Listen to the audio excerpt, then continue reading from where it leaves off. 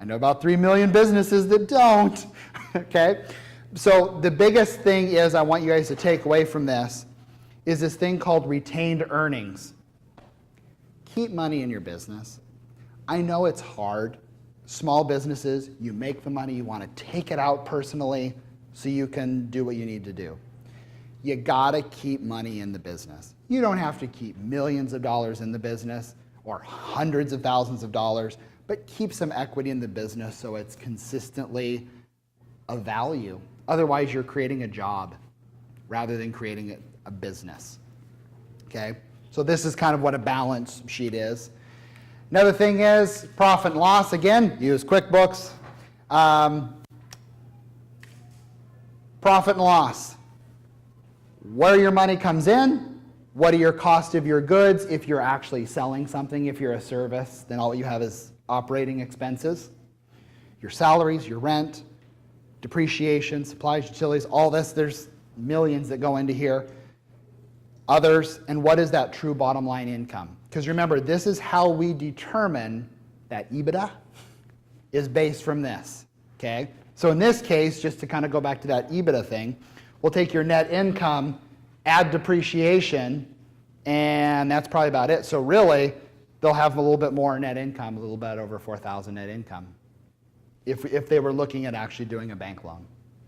So again, have a profit and loss, use QuickBooks, get with the bookkeeper to find out how to make sure yours is accurate. We're going to play What Would You Do? You guys ever seen that show? Very interesting, okay? So, this one came over SBA Link. It is the funniest one. I love it. I call it the $1 Billion Man. He's interested in a $40,000 loan to purchase some technology equipment. So far, so good. Credit score of 580 after I talked to him on the phone. Okay, my favorite. Collateral is $8 billion in residual income from some technology that he developed that would be deposited into his PayPal account in 30 days. Mic drop, I'm done. I mean, this is legit. This was a legit thing.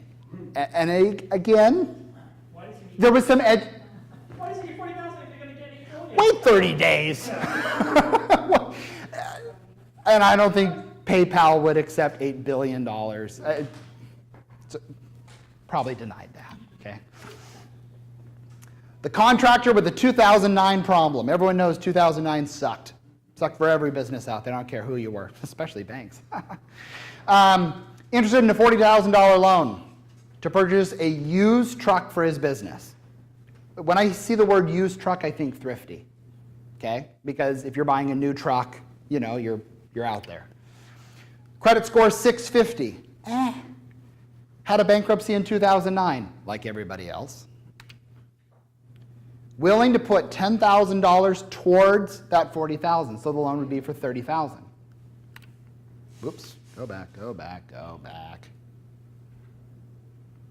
Based on that situation, as I try to go back, would you guys approve or deny that loan? That's a great little caveat there. What was his cash flow? Cash flow for you 2 times. Okay, so he could afford the payment. There was room. Approved. And we did. Because he had shirt in the game to go toward it.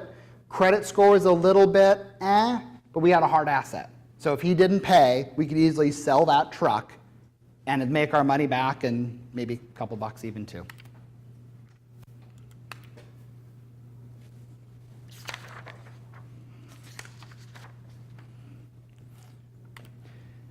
It's called Out of the Military, Now Wants to Start a Business. Interested in a $40,000 loan. Working capital to start a paint and sip business. Hire employees, 10 improvements, that working capital. Credit score of 780. I think you guys know where this is going. Already put down $12,000 of owned funds for the projected business. What do you think we did? Classic SBA loan. Classic SBA loan. Okay. Oops. This one's called the medical startup. interested in a $275 loan to refinance debt on 5 credit cards. Money was to keep the business afloat for 3 years, so he was refinancing and needed some future capital. This is medical, okay? Just got profitable this year. Credit score 675. Here's the deal with this. This is the holy grail of banking gray. Because you have a credit score that's right there in the middle. Just got profitable, that's a good thing. So yeah, there was some suffrage prior. In this actual case, we had the turn down, but I'm probably going to go back in a year and see if there's something we can do for him. It's a tough situation. Yeah, he just got profitable. The question becomes how does he cover the 275 on the level of profit? Exactly. So if we wait a year to like kind of, again, let the dust settle, it's one of those things that we can see and go back and try to help. It'd be nice to have some assets collateral to Bingo. stick the money onto. That's right. What if I get turned down? Every bank has their specialties. I worked for a bank that specialized back in the days in mobile home loans, and I was the mobile home king, okay? Try to find, trust me, that's a whole nother presentation of laughter, okay? Every bank has their specialty, so maybe what you're looking for just doesn't fit them. Don't take it personally. Not every bank is the same. If one bank turns you down, keep looking. If 20 banks turn you down, there could be a problem, okay? Bank concentration levels. Banks have buckets. I will lend so much to small startup businesses. I will lend so much to real estate. I will lend so much to this, this, this. When the bucket is full, the bank can't lend anymore in that bucket. Okay? So there's banks out there that are capped out at what they have. So concentration levels. Again, is that your fault if you get turned down? No. It's just what it is. Angel investors, family, friends, venture capital, those are kind of some other sources to go to. And one that happens a lot is business credit card. A business credit card is a good thing for a startup business. Credit score can be a little bit okay? There's Capital One, there's all those types of credit cards out there that will lend to startup businesses as long as your credit is decent. It's stated income. I hate using those words, but it's true. So there are a business credit card is a good way to assist in that as well. Resources as we wrap around here. Take a quick poll for these small business owners in the room. Have you recently asked your banker for advice when you're going to make a large purchase or a major change in your business? This never happens. So I got a client that is a technology company, went out and bought another technology company. Okay, grew overnight, great. But what do you think? He now has $1.1 million of new debt that now he owes. As a banker, we could have advised him to do something a little bit differently, structure it differently, and now he wants a loan, and every bank's is saying, what's that 1.1 million? Go away, bye. So work with your banker. That is a real big thing on there. Really? There's a lot of other organizations out there that can help small businesses, and if you're a small business looking for financing, of course, start with the bank, but also these are amazing organizations. SCORE helps startup small businesses. They are phenomenal. They're over at Bates Technical College here in Tacoma. They're everywhere across the United States. Phenomenal group of people. The R and the E stands for retired executives. So it's actually former business owners that help people get the financing. SBDC is for established businesses. Don't care what your revenue is, but if you're established, they will take you on and assist you in financing your business plan, problems in your business. For guess what? How much the cost both that is? 0.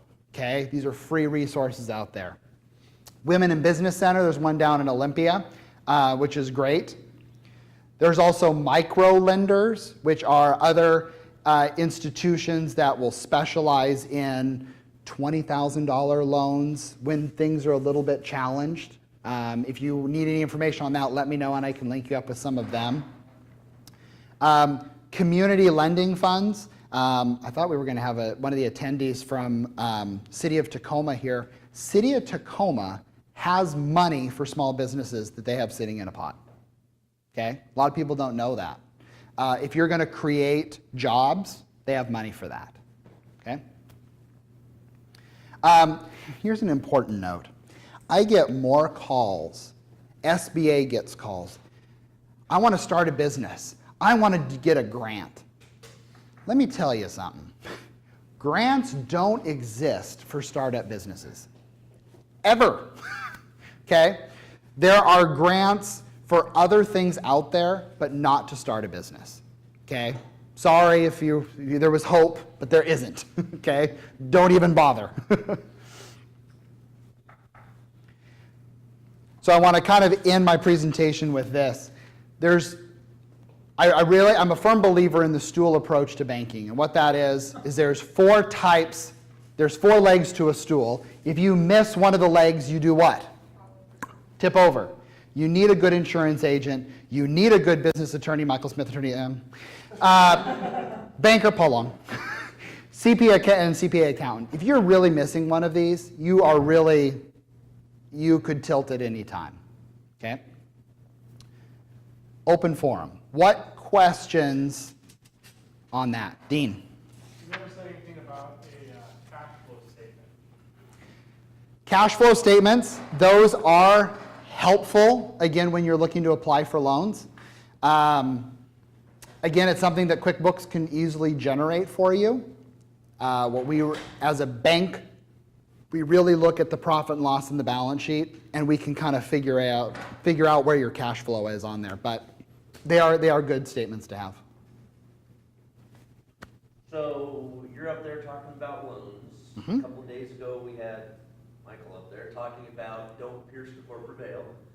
Right. But when I started the company, the lawyer said never sign a personal guarantee because as soon as you do, you've pierced it. So how is someone supposed to work with you without? Thanks, Michael. Huh? Remember when I plan you next year? No. Banks very rarely will lend to a business without a personal guarantee. I did mine a very interesting way, which is part of why I set up my company, is I took out a personal loan and created a loan with a note with the attorney loaning with the back of the business. So I have a hard loan. That is a way. myself and the business as a shareholder. As the business grows, you have to usually do a personal guarantee. I mean, it's a risk. That's what the balance is. There is risk, but go ahead, Michael. On that loan, Uh-huh. personal guarantee, 2 years later they come back to the bank and they've been able to grow assets, grow other resources, add collateral. How likely are you able to sort of restructure that to remove the personal guarantee aspect? It is still very difficult. Okay? At Timberland Bank, I know of 2 loans in our entire bank's portfolio that do not have personal guarantees. I used to work for Opus Bank. Ditto. Same type of thing. Very, very few. Okay? That's what structured mine a little bit. Sometimes that is what you have to do, but at the end of the day, do you want the money? Work with your attorney. Work with your attorney. Great question. Great question. Anything else? Last but not least, I really love this mouse. Resources. Again, I'm at Timberland Bank. I have a personal website, paultlong.com. It's been around for about a year, and I post weekly articles that I write or find regarding small business topics. There's a lot of great resources on that site, as well as I have an online business card at paultlong.com/card. So feel free to email me if you have any questions, or of course ask me afterwards. But I appreciate your time being here. Any additional questions? Awesome. Well, thank you very much. Happy Small Business Week, and glad you can attend. Thank you.